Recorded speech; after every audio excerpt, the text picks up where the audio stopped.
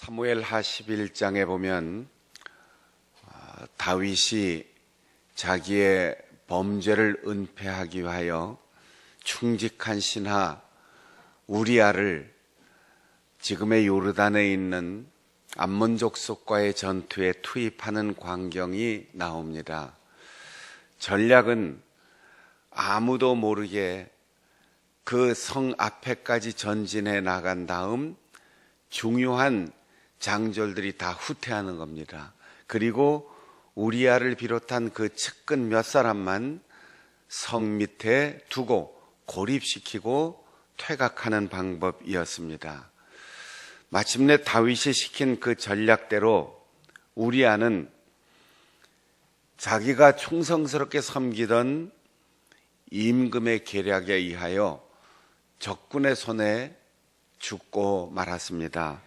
그 전사의 소식이 본국에 있는 다윗에게 전해졌을 때 문책을 두려워하는 장졸들은 그 보고를 하면서 왜 그런 전략을 써서 중요한 장군을 죽게 했느냐 하고 추궁을 할까 봐 염려할 때 보고가 이렇게 들어왔습니다. 우리가 성문 앞에까지 전진해 들어갔는데 위에서 쏜 화살 때문에 우리가 더 이상 거기서 싸울 수가 없고 우리아는 미처 퇴각하지 못하여 화살이 쏟아져 내려와서 우리아와 그 측근들이 죽고 말았습니다. 이렇게 말할 때 다윗이 위에서 쏟아지는 활 그리고 칼은 사람을 가리지 않고 죽이는 건데 너희들이 무슨 잘못이 있겠느냐? 최선을 다해서 그 성을 점령하고 공격하라. 그리고 우리아가 죽은 전술 전략에 대한 문책을 더 이상 하지 않습니다.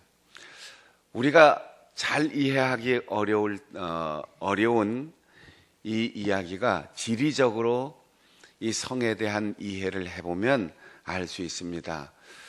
그 암몬 족속이 이룬 나라가 지금도 요르단이라고 하는 나라로 존속되는데 그 요르단의 수도가 암몬 족속의 이름인 암만입니다.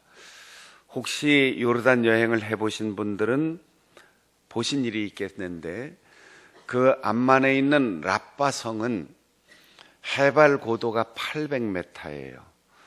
우리나라에서 800m 정도면 대관령을 넘어가는 그 고개가 해발 800m입니다. 이렇게 높은 곳에 산성을 건설했어요. 그러니까 그 안으로 피신하면 아무도 거기를 쳐들어갈 수가 없습니다. 성문을 굳게 닫으면 난공불락의 요새입니다. 그리고 그 성문을 부수기 위해서 어떠한 기구를 가지고 공격을 해도 그 성문을 부수는 동안 800m 그 고지에 건설되어 있는 성체 꼭대기에서 돌멩이를 던지거나 활을 쏘면 막을 방법이 없는 겁니다. 그러니까 우리아와 같은 용감한 장수, 용맹한 장수도 별 수 없이 그 고도 차이에 의해서 죽는 거예요. 비행기가 없던 옛날에는 그래서 높은 곳에 성을 건설했습니다. 우리가 지금 살고 있는 한양 도성의 취약점이 고도가 낮다는 거예요. 그리고 성 안에 경작할 수 있는 경작지가 없다는 거예요. 그래서 항상 우리는 외침을 당하면 수도 서울, 한양을 비우고 나가야지 돼요. 끝까지 지켜야 할 도성이 위치가 잘못 선택됐다는 거죠. 그래서 어디로 도망갑니까? 남한산성으로 도망을 가요. 그래서 남한산성으로 가면 고도가 높기 때문에 한양 수도 성읍을 비우고 임금들이 거기 가서 결사항전을 합니다. 청주에도 가면 산 꼭대기에 산성이 있는데 상당산성이라고 하는 견고한 성읍이 있습니다. 이 자연의 그 고도의 높이는 그 국민과 그리고 임금의 생명과 안전을 보호하는 거예요. 우리가 수없는 외침에 시달리면서도 이 성을 제대로 건설하는 데 실패해서 왕들이 몇 번씩이나 성을 비우고 도망하는 그런 국가적인 치욕을 겪었어요. 집권하는 사람들마다 그래서 수도를 옮긴다, 다른 곳으로 가야 된다, 그렇게 했는데 결국 서울을 옮기지 못하고 우리는 이제 제2 수도를 세종시에 건설해서 행정부의 일부를 옮겼고, 군사 요충지인 계룡산으로 육해공군 부대의 가장 중요한 지휘본부를 옮겼어요. 옛날부터 계룡산은 안전한 곳이다라고 해서 군사적인 요충지로 그곳으로 중요한 시설 그리고 피난처를 삼았는데, 계룡산 밑에 그 도시로 우리 수도를 다 옮기지 못하는 이유는 중요한 수원지가 없다는 사실이에요. 그래서 계룡산에 전란으로부터 안전한 피난처는 되는데 장기전을 대비할 수 있는 물이 없어요. 그러니까 그것도 수도로 적합하지 못합니다. 오늘 우리가 읽은 본문에 보면 다윗이 예루살렘 수도를 건설한 사람입니다. 사울 임금 때까지는 그냥 군사 지휘관으로서 이동하면서 나라의 운명을 맡겼는데, 다윗은 자기가 임금이 될 때까지도 아직 점령하지 못했던 여부스 족속의 땅, 지금의 예루살렘을 점령해서 거기에 다윗성을 세웠습니다. 그래서 다윗은 수천 년 역사 속에 난공불락의 요새로 손꼽히는 예루살렘 성에서 오랫동안 집권하게 된 겁니다. 여호수아의 정복 전쟁에도 정복당하지 않았던 예루살렘 성은 지금으로 말하면 마치 판문점처럼 이스라엘이 정복한 나라이면서도 이스라엘의 손이 미치지 못하는 아주 미묘한 땅으로 남아 있었습니다. 거기에는 여부스 사람들이 다윗의 시대까지 살고 있었는데 아무리 해도 그 성을 점령할 수가 없었던 거예요. 고지대에 있기 때문에. 그리고 성읍을 굳게 닫으면 침략할 방법이 없었습니다. 그런데 다윗이 수로로 올라가서 그 성을 개방하고 점령했다고 했습니다. 예루살렘 동북쪽 절벽에는 기혼샘이라고 하는 샘물이 있는데, 이 샘물이 바깥쪽으로 동굴의 입구가 있고 예루살렘 안쪽에서부터 수직 동굴로 들어가서 계단을 아주 깊이 내려가 물을 길어와야지 돼요. 다윗은 그 동굴로 들어가서 수로를 따라서 신복들과 함께 내부로 침입해서 예루살렘 문을 열고 여부스 족속의 땅을 점령해서 거기에 다윗 성을 세우고 후손들을 위하여 대대로 물려줄 성읍을 건설했던 것입니다. 그 후 히스기야 임금은 외적의 침입을 대비하기 위해서 이 기혼샘의 물을 깃는 것이 평화시대에는 괜찮은데 전쟁이 나면 위험하고 급수가 끊기게 되기 때문에 기혼샘에서 긴 터널을 파서 예루살렘 안쪽까지 물이 들어올 수 있도록 수로를 만들고 그 끝에 넓은 저수조를 만들어서 예루살렘 성내에 안전하게 물이 공급되게 했는데, 그 물을 가둬놓는 저수조가 실로암 연못이었습니다. 이렇게 장황하게 성의 구조를 설명하는 이유는 하나님은 나의 산성이십니다 라는 그 단순한 표현 속에 이스라엘 사람들이 아닌 우리가 느낄 수 없는 정서가 있다는 거예요. 여러분, 우리가 통일을 위한 구호를 외칠 때마다 백두에서 한라까지 이렇게 얘기하는데, 이 남의 나라 사람들은 무슨 뜻인지 몰라요.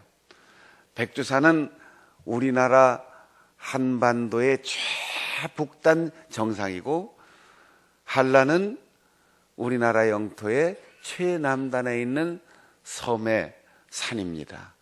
그러니까 우리나라 영토 전체를 이렇게 관용어로 쓰는데, 산성이란 말은 유목민족들에게는 그들이 안전을 느낄 수 있는 가장 평안한 상태를 의미합니다.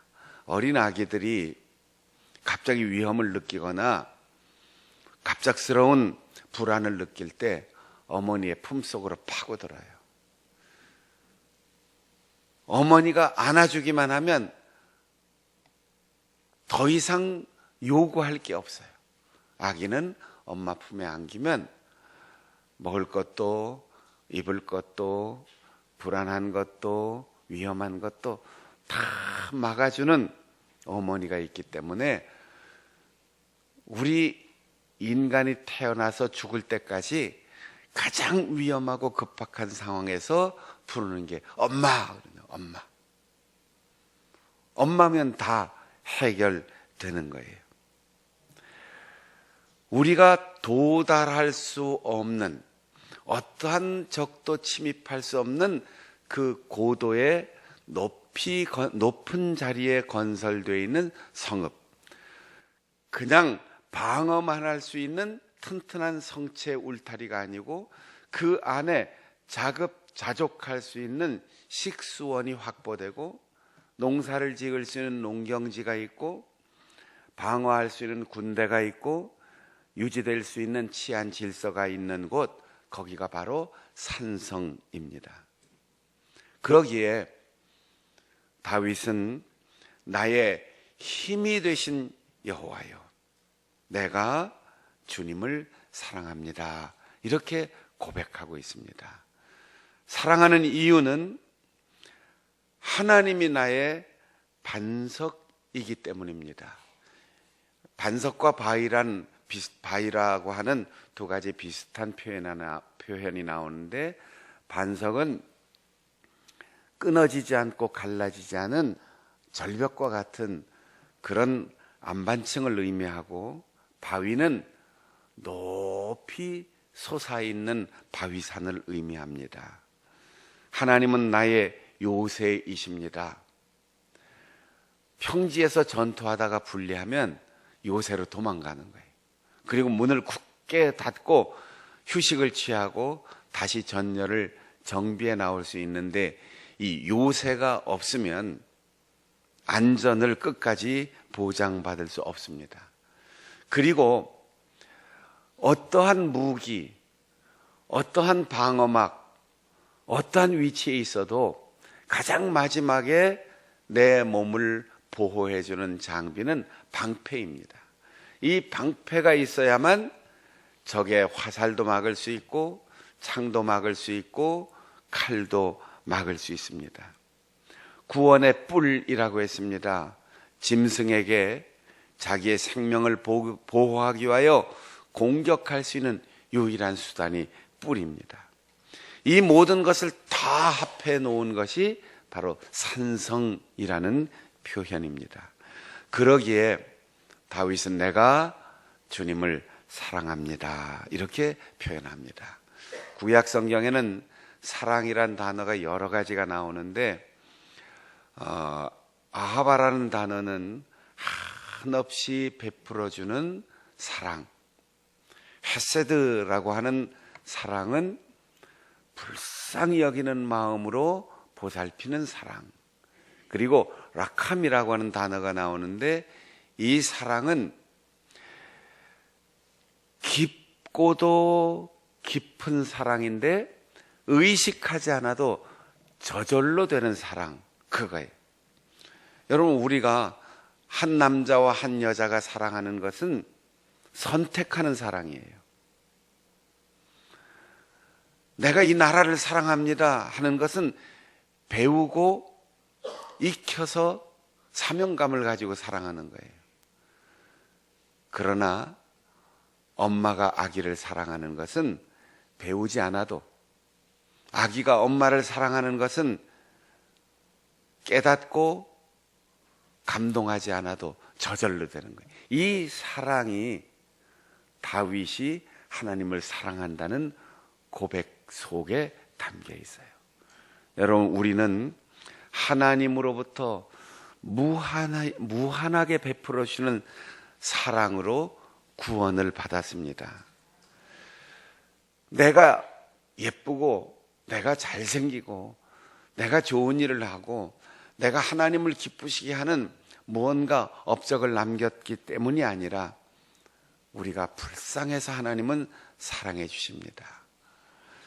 그 사랑을 받은 우리는 하나님을 조건 없이 태어난 그대로 사랑하게 되어 있어요. 하나님을 사랑하되 우리가 잘못 사랑하는 면들이 있기 때문에 성경을 읽고 예배하고 빗나가지 않는 올바른 사랑을 하기 위하여 기도하는 겁니다. 특별히 라캄이라고 하는 단어는 영어에서 우리 한국말로는 자궁이라고 하는 표현입니다. 여러분, 우리가 본능적으로 위험을 당할 때 어떤 자세를 취합니까? 깜짝 놀라서 어머나 한다든지 너 하고 누가 소리 질러서 놀랐을 때 사람들이 그래? 이렇게 여유 있게 자기의 몸을 넓게 하고 그래, 나 놀랬어, 이러는 사람 없어요. 갑자기 놀라면 어떤 자세를 취하지요?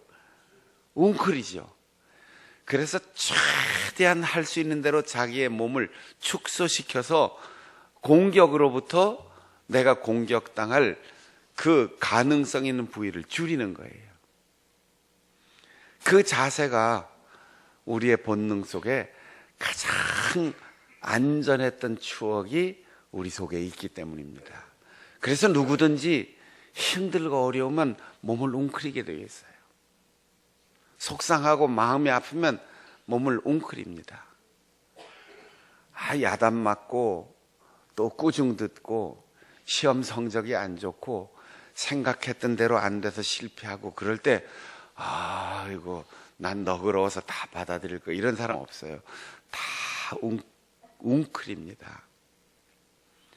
근데 이 자세가 우리에게 안정감을 주는 거지요. 그러나 아기가 아무리 안전하다고 해도 어머니 뱃속에 너무 오래 있으면 곤란합니다. 나와야지 돼요.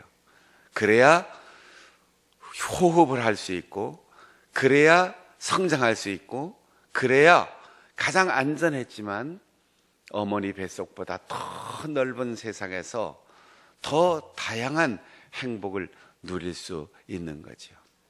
여러분, 자꾸 웅크리지 마세요. 웅크리는 건 웅크리려고 해서 되는 게 아니고 저절로 되는 거죠. 위험하다, 힘들다, 속상하다, 외롭다, 그럴 때 웅크려야 되는데 그 웅크린 자세에서 빨리 넉넉하고 너그러운 세상이 기다리는 이 세상으로 어머니의 뱃속에서 출생하듯 나와야지 돼요. 여러분, 살아가는 동안 힘든 일, 괴로운 일, 속상하고 아픈 일, 두려운 일이 있을 때, 제가 작년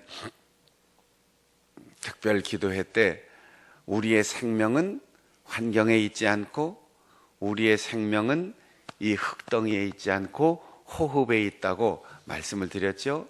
그래서 깊이 숨을 들이쉬고 깊이 천천히 숨을 내쉬고, 그렇게 하면 우리의 마음에 안정이 온다.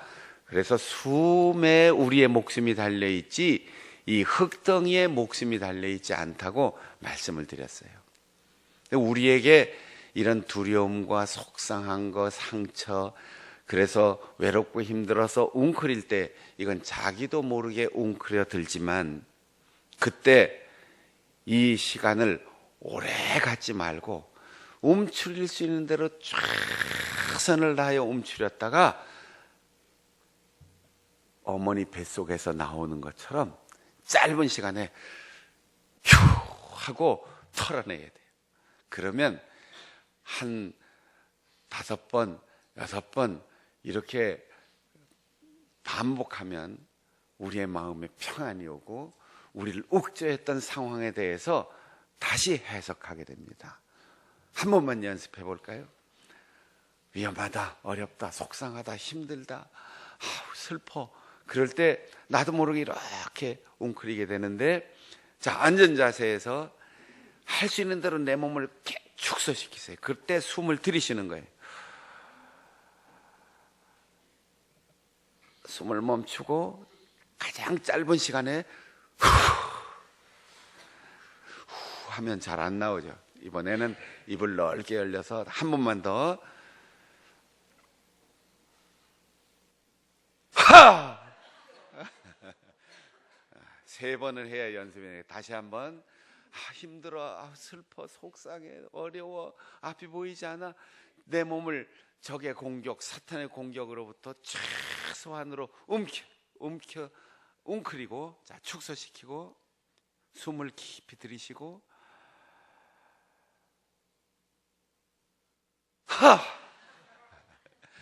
이렇게 하면 금방 풀려요. 이 웅크리고 있는 시간이 오래되고 길어지면 우리에게 요즘 말로 우울증이 오고 우리에게 스트레스를 해소할 길이 없어서 병이 되는 거죠. 힘들고 어려울 때 어머니 뱃속으로 들어갑니다. 하나님 사랑합니다. 내가 정말 내 힘으로는 해결할 수 없는 일들 때문에 너무너무 속상해요. 그때 나도 모르게 이렇게 움츠러들어요. 그때 최고로 내 몸이 작아지도록 힘을 다해 웅크리고, 그리고 호흡을 깊이 들이신 다음에 순간 하고 내 자세를 풀고 놓으면 내 몸을 보호했던 어머니처럼, 어머니의 자궁속처럼, 그러나 그보다 더 영원하게, 더 안전하게, 더 모든 것을 갖추고 이 우주를 품고 내 인생을 품고 내 사역을 품고 내 모든 것을 다 품는 하나님의 품속으로 들어가서 그분의 사랑의 보호를 받을 수 있는 것을 믿고, 하나님 어머니의 품처럼 나를 품어주옵소서. 한 민족과 한 부족의 역사가 산성에서 안전을 보호받는 것처럼 나의 산성이신 여호와여, 내가 주님을 사랑합니다. 그렇게 고백함으로 그 사랑의 품에서 안전과 평화를 누리며 살아갈 수 있는 우리 성도들이 되시기를 축복합니다. 축복합니다. 축복합니다.